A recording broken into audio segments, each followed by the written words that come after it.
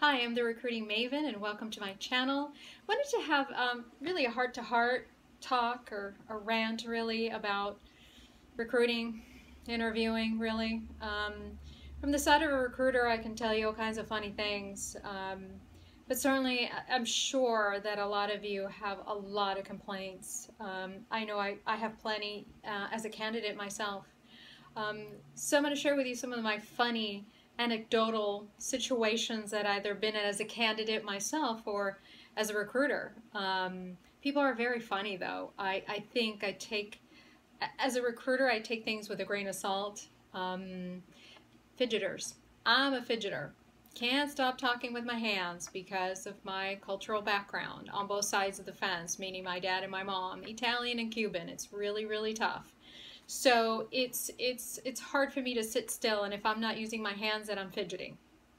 Well, that's a dilemma, isn't it? Because you're supposed to sit around with your hands folded and never just really move. And oftentimes when I'm interviewing someone that doesn't fidget for the hour and a half that we're in the interviewing session, I find it very strange and, well, almost admiring of their of their great discipline, I guess. I don't know. I wouldn't know. I can't stop fidgeting or talking with my hands or one or the other. Something's always going on, and certainly I have lost the job because of that. And I've noticed that, you know, the recruiter on the other end that was interviewing me was just very uncomfortable with me, and I thought, well, really, is my talking with my hands and being lively and enthusiastic, which is really what I was conveying, mind you, not to the point where I'm in someone's face, not to that extreme, of course, but certainly I was excited about the role, and I thought my body showed it, and you know, I don't think about those things. So I'm sure a lot of you don't think about those things. It's really hard to sit with my hands folded and be patient. So probably need another shot of espresso. For me, it's a comfort food, but I know for some people it's not. Their body chemistry just is not in alignment with being a comfort food and having it be a relaxing thing, which is how I view it and how it feels to me. So given the fact that we all have different body chemistry, that leads me to the caffeine addict that I am. So if I'm interviewing, and this might be helpful to you, between 2 and 3 o'clock, I typically crash.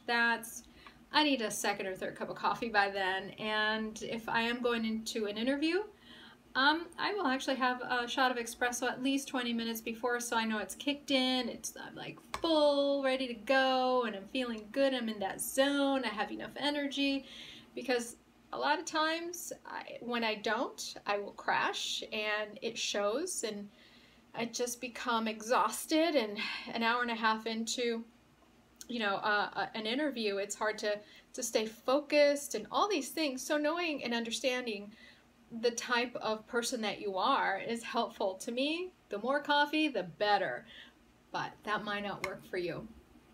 I think ultimately it's about what works for you, so be yourself, and I can't stress that enough, because if that interviewer is not accepting you for who you are, you know, it's probably not a good place for you to be at. And I understand that we all need a job, we all need to get paid, we have our bills, we have all these commitments, and you are where you are at that moment. I mean, you have to do what you need to do.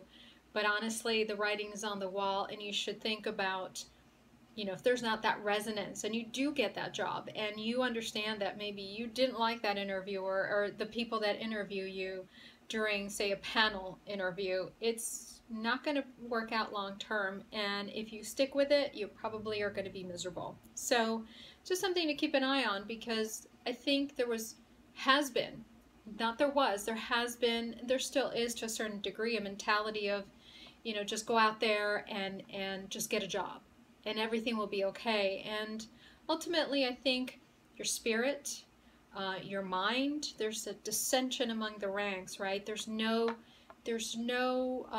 connection, there's no satisfaction, there's nothing to be gained about having a job that you really wake up in the morning and you just bribe yourself to get into work. I've done that.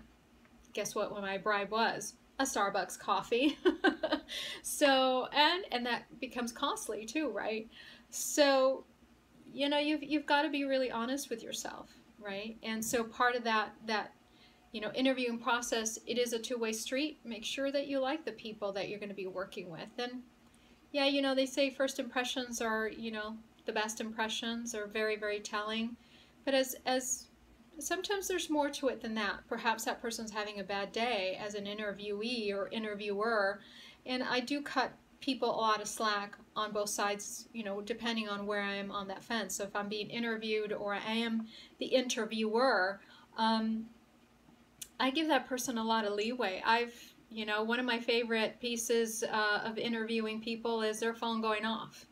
And we all know, we know better, right? That you should not have that phone on. You should have turned off the volume. Don't turn off the phone. That's ridiculous. Nobody turns off their phone.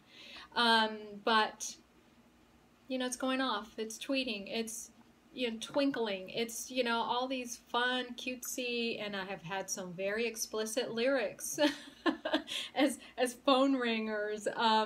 You know, that's been very uncomfortable. So, but you know, as a human being, first and foremost, I understand that sometimes we get all caught up and we're stressed and we're trying to make it to the interview and all these things that go into that. Did I remember to print out my resume?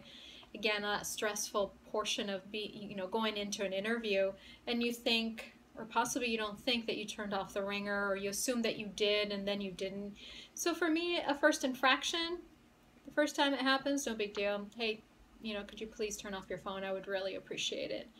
And then we just move on, because we're all human, and I treat people as a human being, not just another, you know, search engine or a robot or anything like that. So, yeah, my last piece is jewelry. I love jewelry. Who doesn't love jewelry?